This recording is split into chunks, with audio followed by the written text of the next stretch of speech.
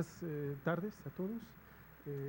Gracias por la invitación. Particularmente le agradezco a Georgina Sandoval, una de mis mejores amigas desde hace muchos años, desde que vivo en esta ciudad, unos 18, 17 años por ahí, ¿no? Bueno, en esta semana de que ustedes trabajan el tema del patrimonio cultural, Georgina me invitaba para impartir una conferencia, y yo pensé que digamos, tal vez la mejor aportación que yo podría hacer sería sobre un tema que me he especializado en los últimos años, el tema del patrimonio urbano. Y no en balde a mi presentación le quise poner el patrimonio urbano en la era neoliberal y preguntarme si de verdad se trata de una herencia colectiva. Bueno, la presentación la he preparado como 4 temas. Primero, un poco abundar qué cosa es el patrimonio urbano, qué lo hace diferente de otros tipos de patrimonio cultural.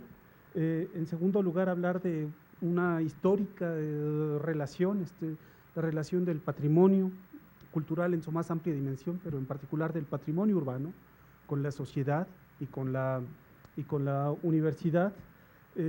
Después, como tercer apartado, quiero hacer un breve paréntesis para hablar del contexto actual.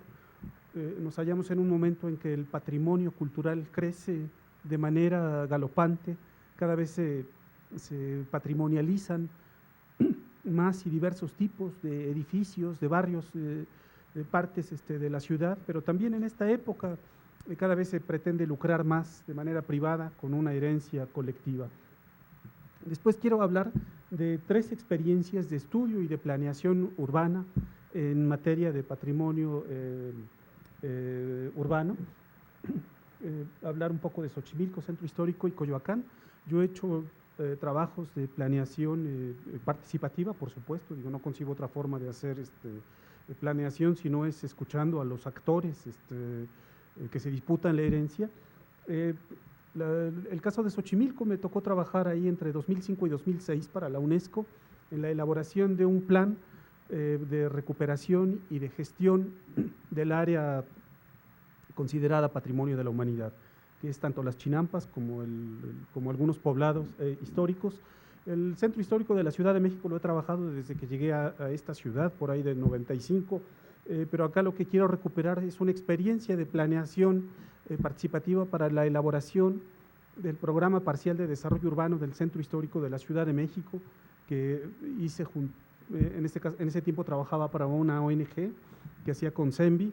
Este programa era coordinado por Alejandro Suárez Parellón, y luego más recientemente, 2012-2013, me ha tocado participar igual con otro grupo transdisciplinario en la elaboración de un estudio del patrimonio urbano de Coyoacán para la actualización de los planes parciales de desarrollo urbano, tanto del Centro Histórico de Coyoacán como de la Colonia del Carmen, ¿no? Y después, bueno, daré algunas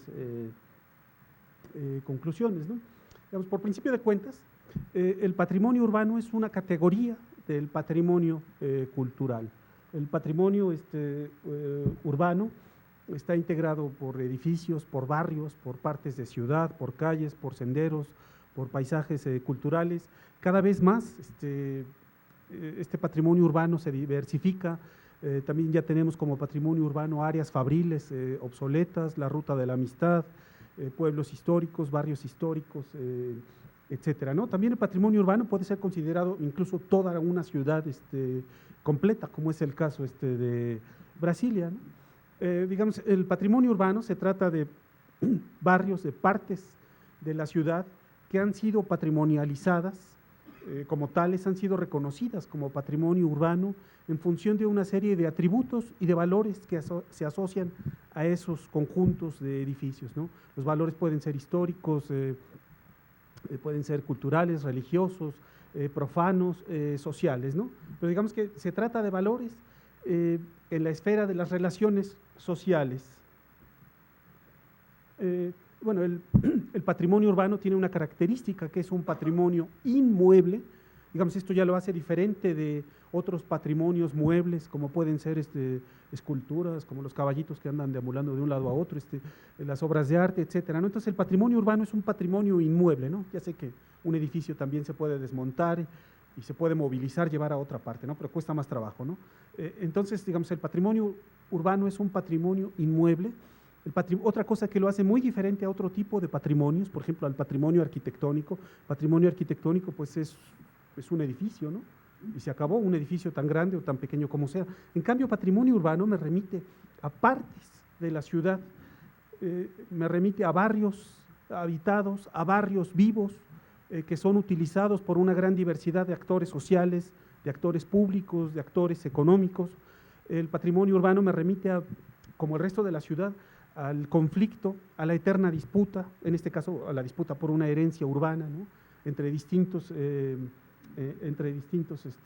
intereses. Aquí en México, digamos, no existe, oficialmente no existe la figura de patrimonio urbano. Lo que tenemos es la legislación de 1972, y lo que consideramos patrimonio urbano cabe dentro de lo que nuestra legislación llama zona de monumentos históricos y zona de monumentos artísticos.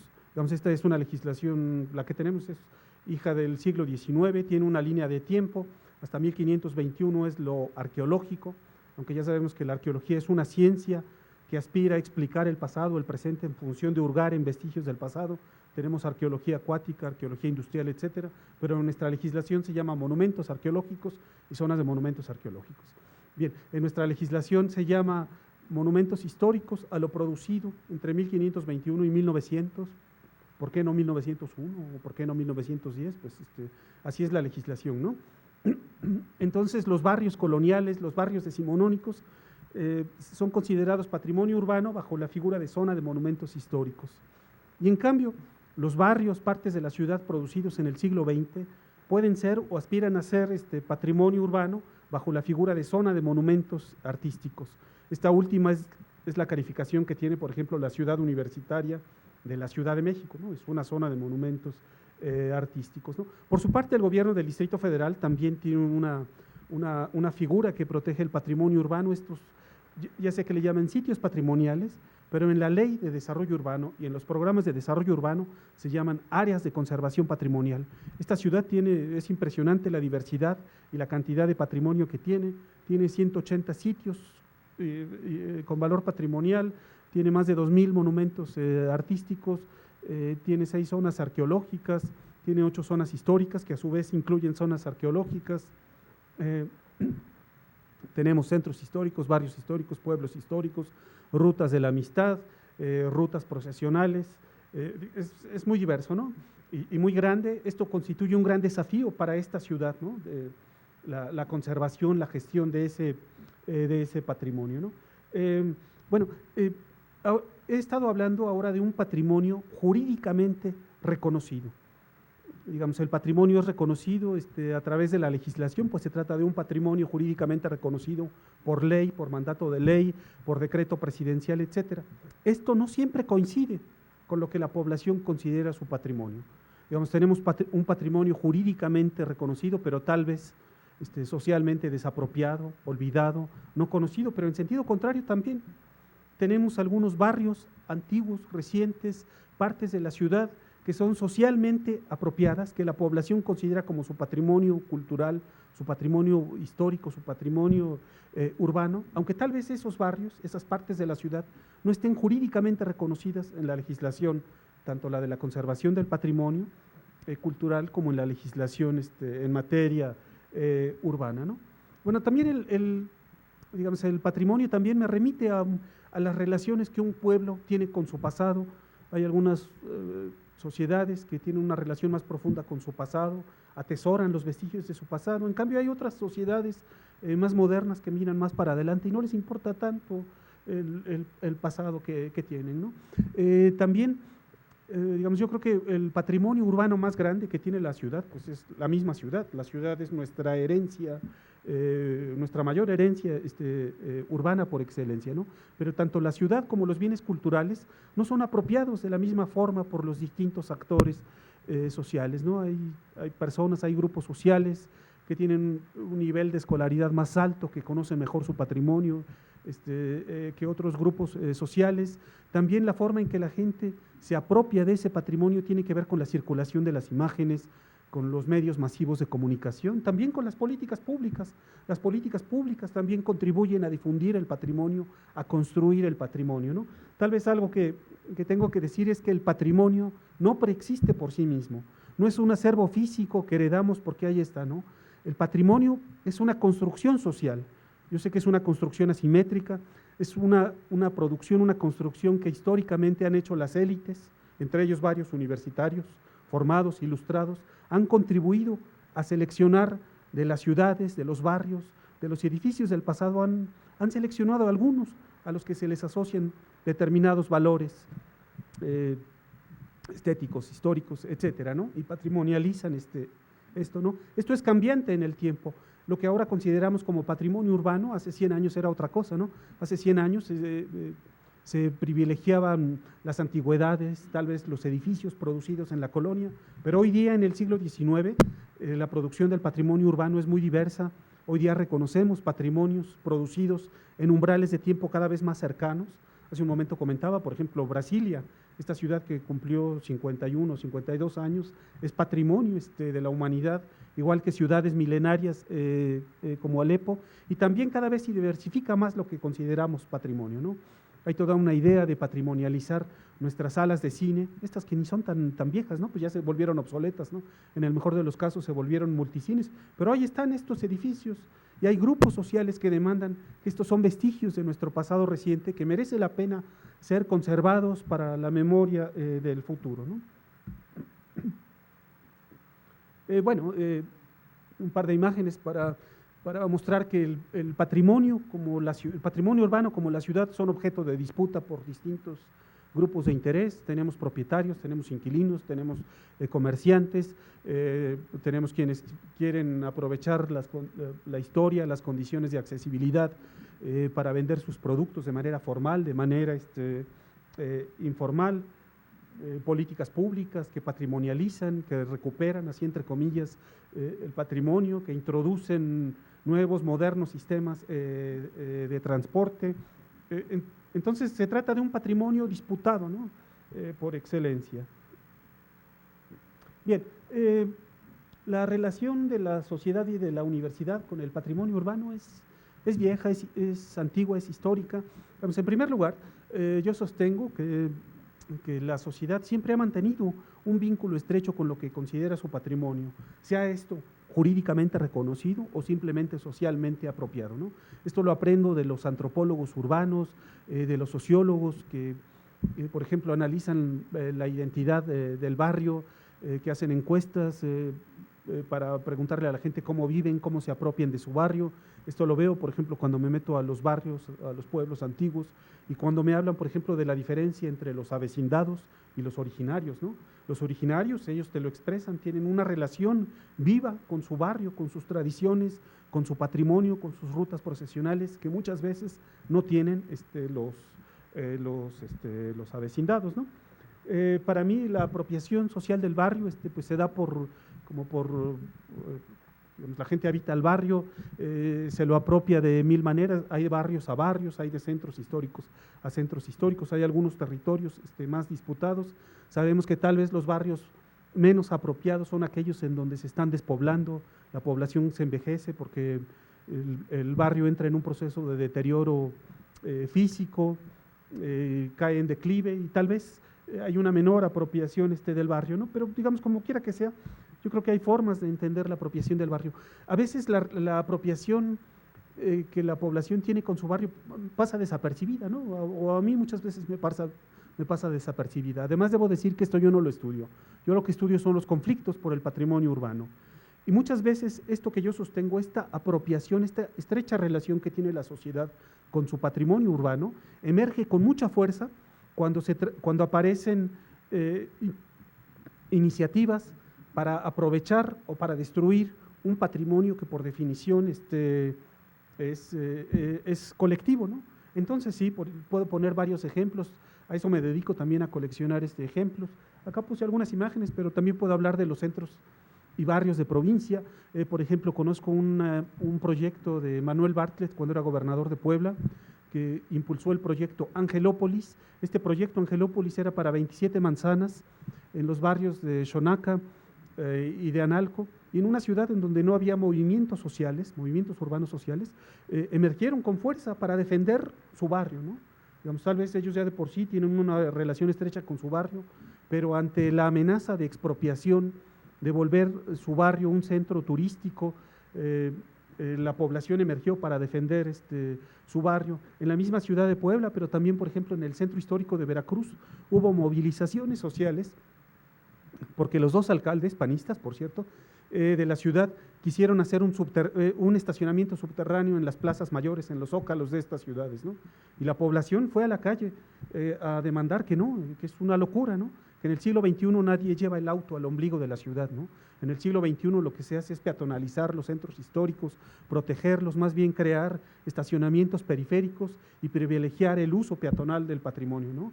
Bueno, en esas dos ciudades impidieron la construcción de estacionamientos subterráneos. En esta ciudad también tengo, por ejemplo, un conflicto que hubo en Tlalpan con la Fama Montañesa, esta ex fábrica obsoleta, a donde Comercial Mexicana y Cotzco la querían transformar en una megatienda comercial, y la población salió a la calle a detener esta iniciativa. Todavía en 2013 ustedes encuentran que la población quiere construir ahí una memoria, un museo de la memoria del barrio, de la memoria de la fábrica y del barrio obrero. La gente sigue disputando su patrimonio. Acá puse un ejemplo, por ejemplo, la casa del Virrey de Mendoza, esta que está en el centro de Tlalpan, frente a un DIF, a una pequeña clínica. Una inmobiliaria había comprado la casa del Virrey de Mendoza para hacer condominios horizontales en ese territorio que es tan caro como Tlalpan, y la población organizada consiguió detener ese proyecto, y hoy día es como un centro de cultura, ¿no? Es un centro de la memoria, del patrimonio cultural de Tlalpan y de la ciudad. Bueno, ahí abajo a la izquierda también puse un otro ejemplo de otro tipo de patrimonio que se disputa, ¿no? El Parque Reforma, ese que hace creo que 2 semanas los Antorcha lo quería invadir. Bueno, es un espacio público que la población defiende como el parque de su barrio, ¿no?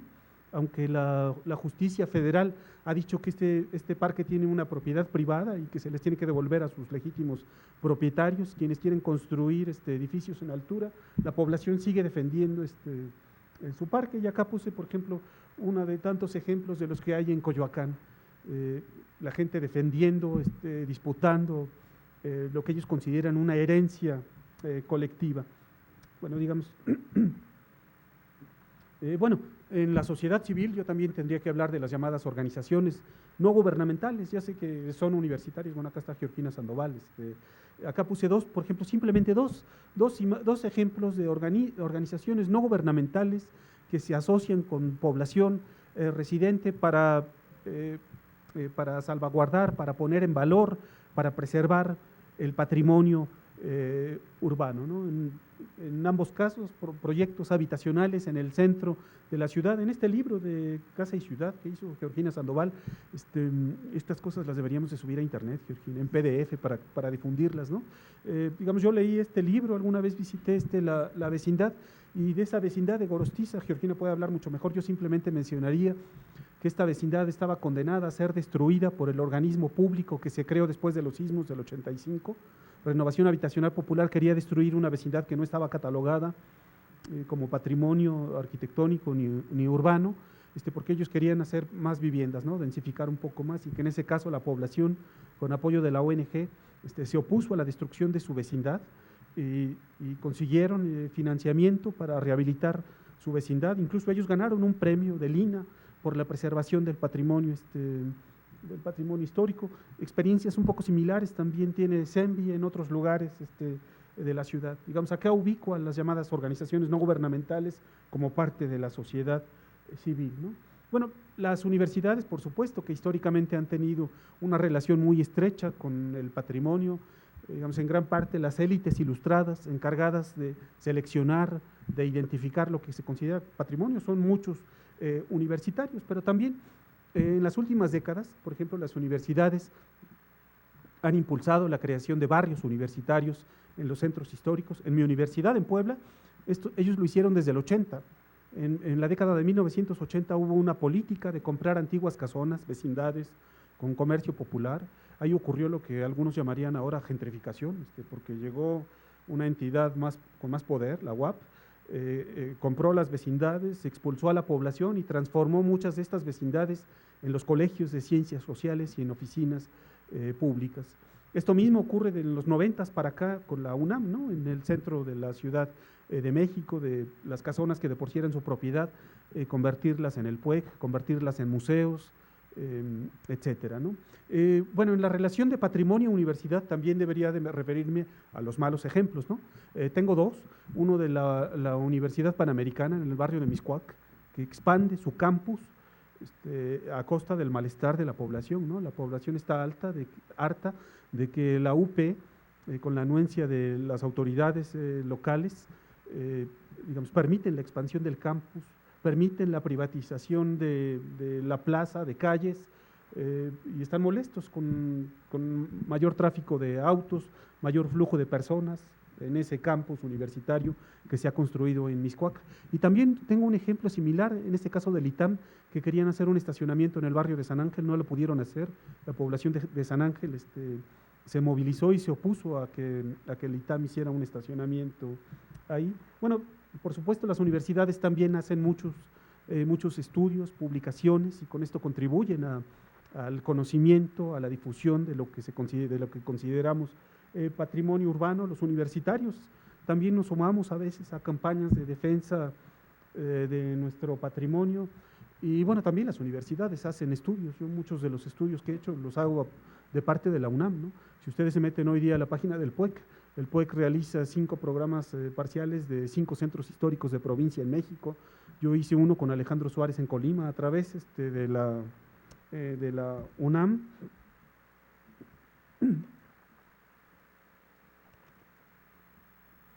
Bien, digamos, hasta acá la relación natural, histórica de la universidad y sociedad con el patrimonio. Hago un paréntesis, digo, vivimos en una era capitalista, neoliberal, globalizada, y las condiciones han cambiado mucho en los últimos 30 años. Hace 30 años el Estado era casi la entidad exclusiva, monopólica, que se daba atribuciones para seleccionar lo que era el patrimonio y para intentar conservarlo, para legislar en esta materia, ¿no? Hoy día no es más el caso, ¿no? Digamos, en los últimos 30 años, en el marco de la reforma del Estado, el sector privado cada vez gana más atribuciones para participar en lo que antes se consideraba la esfera de lo público, en la gestión, en el aprovechamiento de un patrimonio que digamos, por definición es colectivo. Pero también lo que ha implicado la globalización de la economía capitalista neoliberal es que muchas ciudades han perdido su base industrial o se han desindustrializado de manera relativa, absoluta también, ¿no? Hay fábricas que quedaron obsoletas, ya sea por las leyes ecológicas, ya sea por la competencia globalizada. El chiste es que en nuestras ciudades han quedado galpones, industrias obsoletas, abandonadas, que se han transformado, ¿no? Algunas en centros comerciales, etcétera, ¿no? Pero, digamos, en las ciudades han tenido que reinventar su base económica, y muchas ciudades han perdido una base industrial, pero han construido, le han apostado a los servicios. Ya sé que los servicios es todo lo que no es primario y secundario, pues es comercio y servicios de todo tipo, financieros, educativos, etcétera. Bueno, pero en esta parte también está el tema del turismo, ¿no? Digamos, muchas ciudades también le apuestan al turismo cultural como una fuente de ingresos, como una fuente de economía. El turismo en México es la tercera o cuarta fuente de ingresos de divisas en el país. El turismo en la Ciudad de México genera como el 8% del Producto Interno Bruto. Aparte, el turismo sabemos que es una actividad económica que es capaz de generar muchas ramas de la economía, ¿no? Y esta es una de las razones por las que muchos gobiernos locales le apuestan a hacer atractivas sus ciudades, a prepararlas para el turismo. Pero también en el marco de esta globalización de la economía capitalista, las ciudades también le apuestan a a recuperar su patrimonio para ser competitivas. Las ciudades están en competencia, ya sea para atraer capital internacional o para mantener el capital local, ¿no? Y en esa disputa, pues un plus que a muchas ciudades les puede dar es el tema del patrimonio, que las hace diferentes a lo que otras ciudades puedan tener, ¿no? Digamos, no en balde, el tema del patrimonio cultural para mí ha crecido muchísimo y está estrechamente vinculado al tema del turismo cultural. Bueno, digamos que este interés también hace que muchos inversionistas tengan mucho interés en el tema del patrimonio, en invertir en su aprovechamiento. Bueno, ahí pongo la imagen esta publicada en proceso, pero no es casual, por ejemplo, que también los grandes multimillonarios en México compran haciendas, los bancos compran haciendas para hacer sus eventos particulares, o de repente me aparecen asociaciones público-privadas para la recuperación de patrimonio urbano. Yo me recuerdo la primera vez, por ejemplo, la primera vez que fui a Gilitla, hace unos 17 años, no había nadie, no estaba cercado, casi nadie se acercaba a Gilitla, a donde este inglés construyó estas esculturas surrealistas en la Huasteca potosina, ¿no? Volví a Gilitla hace como 3 años y había filas, había colas para entrar, pagando. Nos vendieron a todos el libro de Roberto Hernández, convertido en mecenas del patrimonio. Digo, esto tiene una lógica, ¿no?, que se inscribe en este contexto en el que vivimos, ¿no? Bueno, y digo, de manera creciente en las ciudades se impulsan el turismo formal con turibuses, metrobuses, campañas. Esto también está acompañado, como muchos de nuestros barrios y centros históricos tenían mala fama, pues antes de poder venderlos había que limpiarlos, había que volverlos seguro, y entonces viene todo el tema de la videovigilancia, viene el tema de la seguridad pública, etcétera. Bien, digamos, en este marco yo les hablo rápidamente de 3 experiencias en las que yo he estado involucrado en materia de planeación para la recuperación y aprovechamiento de patrimonio en la ciudad, patrimonio urbano en la Ciudad de México. Si quieren primero, bueno, empezaré con Xochimilco. Xochimilco es un paisaje cultural que viene del mundo prehispánico. Este es el último reducto de un paisaje cultural que estaba vivo en el siglo XVI, cuando los españoles, a nombre de Dios y del Rey, vinieron a tomar posesión de estas tierras. Digamos que la particularidad de Xochimilco ya estaba reconocida desde 1936 como zona típica y pintoresca. También por ahí de 1980 ya se había declarado una zona de monumentos históricos, y que también Xochimilco, junto con el Centro Histórico de la Ciudad de México, fue inscrito como Patrimonio Cultural de la Humanidad. Aquí valga reconocer que, contrario a lo que pensaban los viajeros del siglo XIX, en Xochimilco no es un lugar de jardines flotantes, ¿no? Las chinampas no son jardines flotantes. Bueno, creo que a eso lo quieren reducir, pero una chinampa es una unidad de producción agrícola lacustre que produce los 365 días del año, porque está en contacto con el agua, ¿no? Digamos, la historia de Xochimilco es la historia de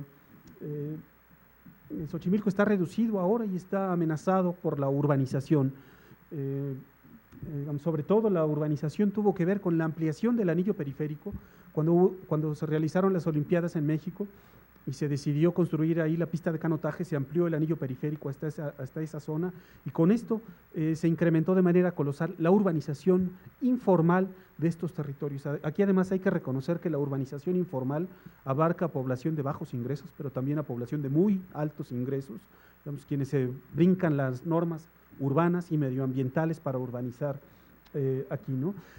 Digamos, de ser un pueblo lacustre, alejado de la Ciudad de México, hoy día sea casi conurbado. Además, debo de señalar que los impactos de la urbanización no son solamente físicos. En 2005 identificamos que solamente el 3% de la población de la cabecera de la delegación Xochimilco, o sea, no hablo ni de San Gregorio, Atlapulco, ni de San Luis, Tlaxcaltemalco, ni de Mixquic, sino de la cabecera de Xochimilco. Bueno, es igual. Solo el 3% se dedica a las actividades primarias, o sea, son campesinos. La mayor parte de la población trabajan en los servicios. El 95% de las chinampas, entonces esta es más o menos la cabecera de la delegación Xochimilco, por acá anda San Gregorio Atlapulco, San Luis Tlaxcaltemarco, Mixquic hacia acá. Muy pocos se dedican al campo, ya los hijos de los chinamperos son microbuseros, tienen tiendas, son funcionarios públicos, pero no quieren dedicarse a la chinampa. Y además, como el 95% de la chinampa se convirtió casi en un jardín flotante, porque no son cultivadas. Si ustedes hacen las rutas estas que uno hace en Xochimilco, de una visita de fin de semana, uno se mete por esta parte de la delegación, ustedes van a encontrar una gran cantidad de chinampas. Están verdes porque están en contacto con el agua, pero no están, no son cosechadas, ¿no? Además, acá la urbanización informal es impresionante. Aquí algunas imágenes del estudio que hacía. Con la cachucha de la UNESCO a mí me abrieron la dirección de la tenencia de la tierra. Yo tuve en mis manos, por ejemplo, convenios de crecimiento cero, una política que hizo Ebrard, pero el Ebrard cuando estaba con Salinas, en el DDF, a principios de los 90, cuando ellos impulsaban el plan de rescate de Xochimilco. Ahora vuelvo sobre este plan de rescate. Ellos hicieron un convenio de crecimiento cero con los asentamientos informales en la Chinampa.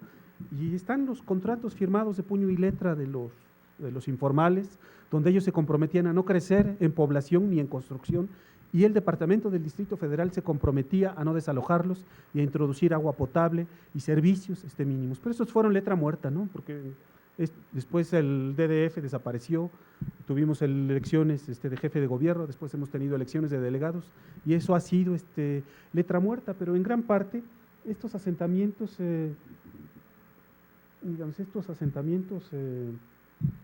todos estos asentamientos irregulares que se identifican aquí,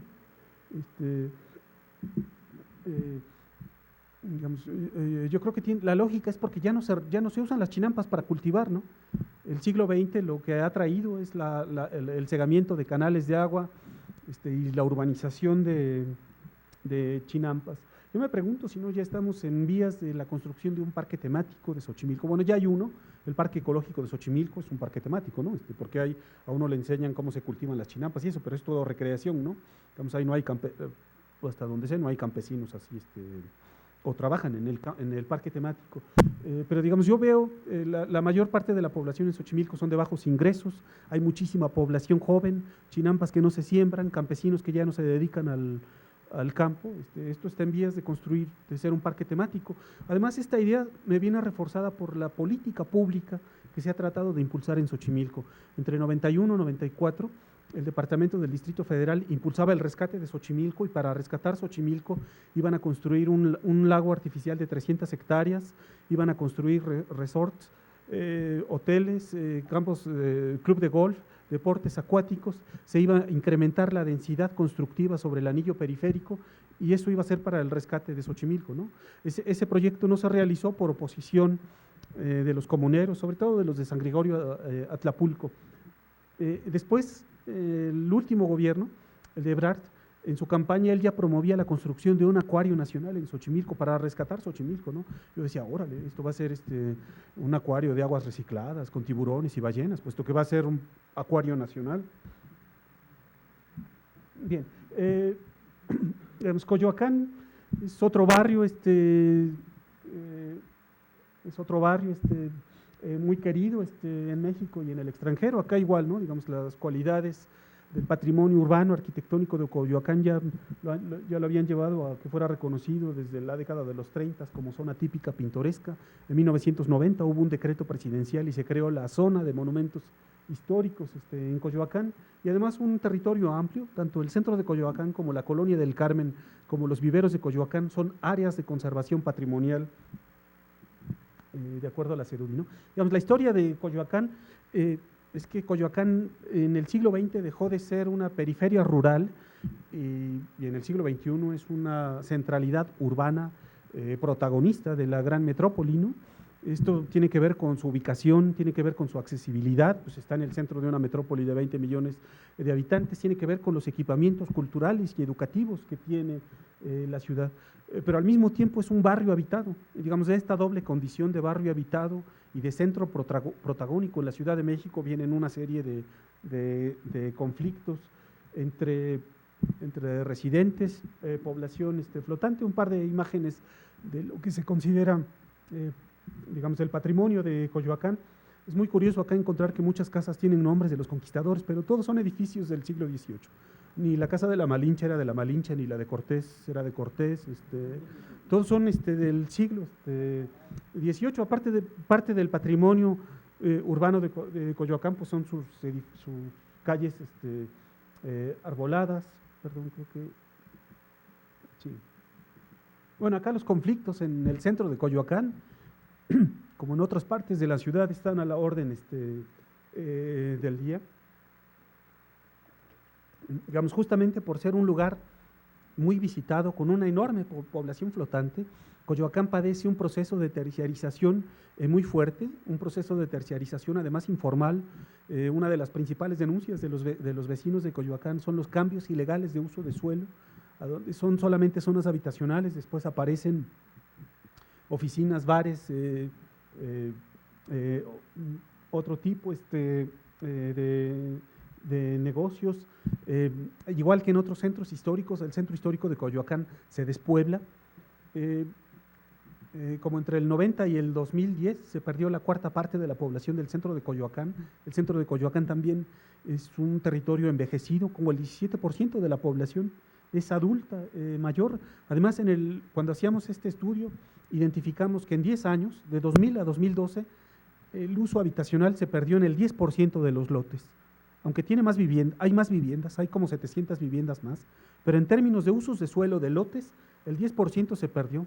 Esos lotes dejaron de funcionar como viviendas y ahora son comercios, servicios, etcétera, ¿no? Igual que en otros centros históricos, pues acá había una gran disputa por la plaza. Ya sabemos que las plazas que se disputan son las más interesantes para la política pública.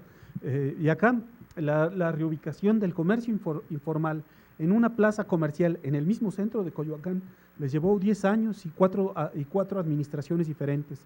Esto lo comenzaron desde el primer delegado designado por el ingeniero Cárdenas y lo consiguieron hasta el 2009, cuando Eberto Castillo era el delegado, ¿no? Incluso la reubicación de los informales, algunos de ellos se dicen artesanos, ambulantes, ocurrió para la recuperación del centro histórico de Coyoacán. Bueno, alguna imagen, ¿no? Justamente acá está acá está el bazar del artesano mexicano, a donde fue reubicada la población. Pues esta es una constante que yo veo en varios lugares patrimonializados, ¿no?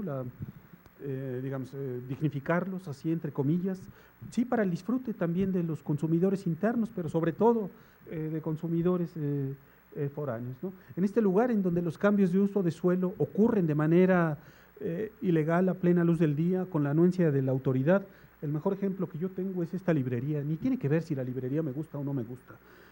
A mí sí me gusta, pero digamos, no es el caso si me gusta o no me gusta, ¿no? Esta librería se inauguró en la calle de Fernández Leal, número 43. Se inauguró a oscuras, sin mucho aviso, porque afuera todos los vecinos de la calle se oponen a esta librería. En el extranjero, cuando menciono esto, dicen, ¿pero qué se puede oponer a que le pongan una librería en su calle? Digo, bueno, tiene una lógica, porque esta librería se hizo violentando toda la reglamentación urbanística existente, ¿no? Esta se hizo en un territorio en donde solamente se permitía el uso habitacional. Esta librería destruyó la mayor parte del edificio, que es de principios del siglo XX, solamente se mantuvo la fachada. Se destruyó también la barda. Los vecinos dicen que que era una barda auténtica. El INAH dijo que no era una barda auténtica. Además, esta librería se hizo a pesar de que los vecinos organizados, estoy hablando de una clase media y media alta, yo creo que acá está la mayor concentración de urbanistas en la Ciudad de México, por lo menos ellos lo dicen, una sociedad civil organizada que había ganado un conjunto de amparos para impedir la obra, y la obra se inauguró a pesar de que habían ganado varios amparos los vecinos, ¿no? Bueno, les cierro un poco con Coyoacán. De manera muy rápida me voy al centro histórico de la Ciudad de México. Está igual, el Zócalo y el Santo Domingo habían sido declarados en la década del 30 zona típica, en el 80 zona de monumentos históricos y en el 87 patrimonio de la humanidad. Para mí el centro histórico, la principal característica es la segregación histórica entre los barrios del surponiente y los barrios del norte y del oriente. Es histórico. Ustedes leen a los viajeros del siglo XIX o leen a mexicanos del siglo XIX y van a leer cómo les hablan de los barrios bajos que están atrás de Palacio Nacional y al norte de Palacio Nacional. Y para mí esta histórica segregación urbana ha sido fortalecida por los programas de recuperación selectiva del centro histórico, que valga señalar que en esta época ya tenemos como 7 generaciones de recuperación del centro histórico desde 1967. Bueno, desde los 90s, digamos, la modificación de estas políticas públicas de recuperación del centro histórico, la variante es que desde el 90 se aspiró a incorporar al sector privado, a darle un papel protagónico. Entre 91 y 94, por ejemplo, el programa Échame una manita de Salinas ya había reubicado a los vendedores ambulantes en 28 plazas comerciales, había emitido un bando que prohibía la venta de comercio ambulante en el perímetro A del centro histórico, y también aspiraba a que el sector privado invirtiera. Yo creo que en el 2001-2002, digamos, el principal distintivo es que el magnate mexicano, el hombre más rico del mundo, decidió sumarse a esta tarea de recuperar el patrimonio de la humanidad. Además, me llama la atención que tiene un papel protagónico centrado en un único inversionista, ¿no? En Slim. No sé si ustedes han leído han visto este libro. Hasta se apropia de cosas que ni hizo Slim, ¿no? Hay cosas que hizo el gobierno del Distrito Federal y aquí aparecen como si hubieran sido obra de la participación privada en la recuperación del casco histórico. Bueno, las inversiones de Slim, que ni son tantas, ¿no? Digamos, por ahí en la página anterior Proceso hablaba de propiedad privada, pues bueno, Proceso tiene lógica de vender su periódico, como los periódicos, ¿no?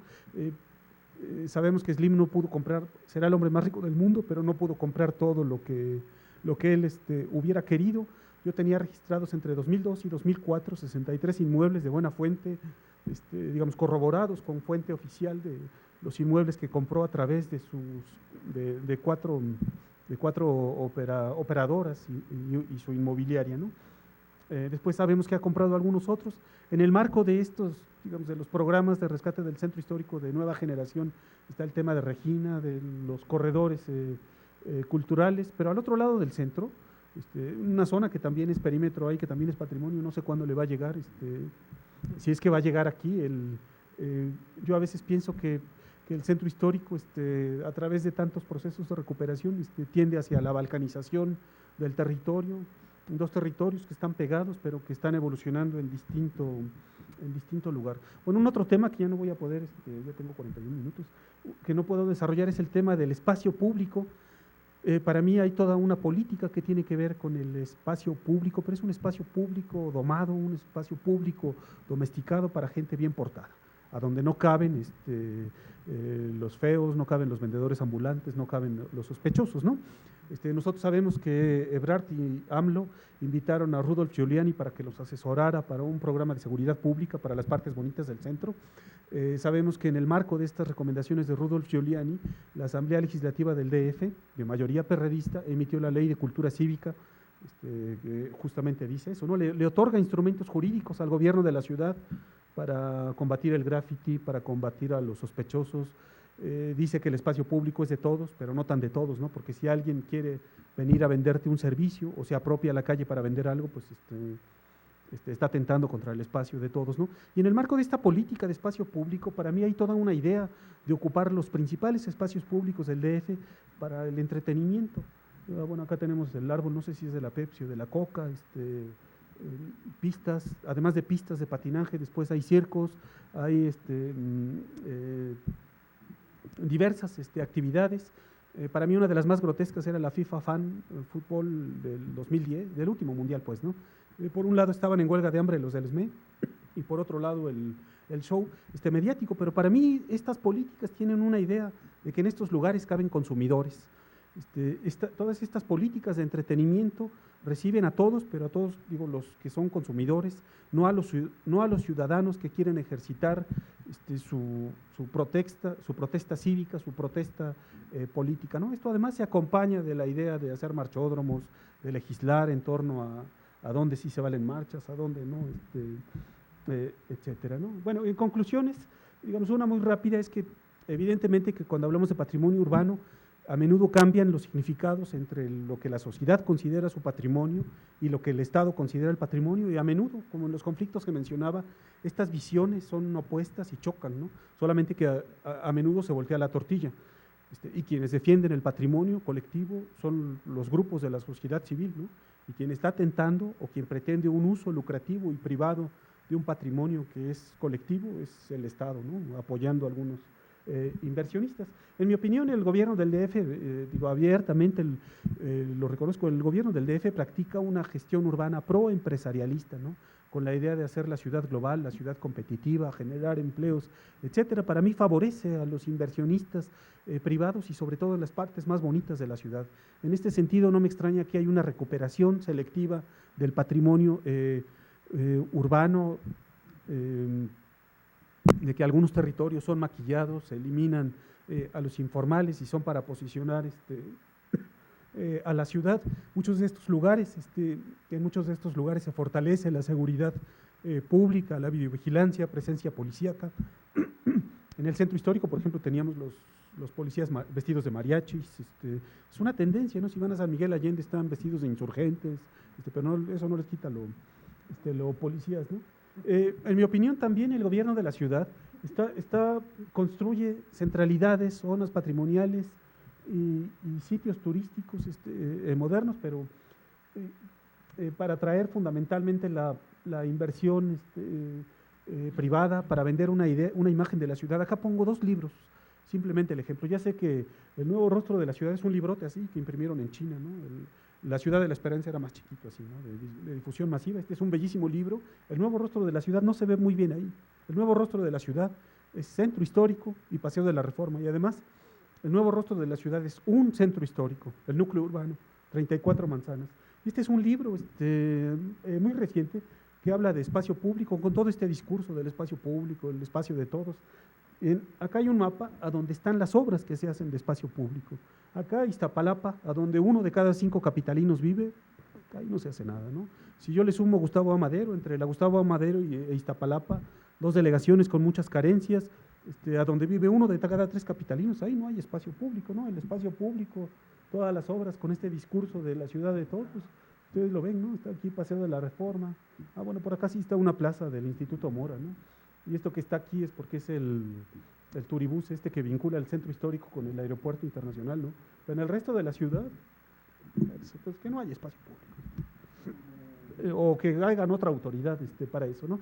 Un último, digamos, en todas estas problemáticas que yo les he presentado, he hecho ejercicios de propuestas, de planes, todo a través de procesos participativos, de talleres, que yo siempre reconozco. Se limitan a los diagnósticos, se limitan a las propuestas, pero sin embargo yo reconozco que nunca será ocioso abrir un espacio en el barrio para hablar sobre el barrio, sobre la problemática del barrio y su relación con la ciudad. Ya no me va a dar tiempo de comentar cosas, pero por ejemplo en Coyoacán, estas imágenes son del trabajo que hacíamos en Coyoacán.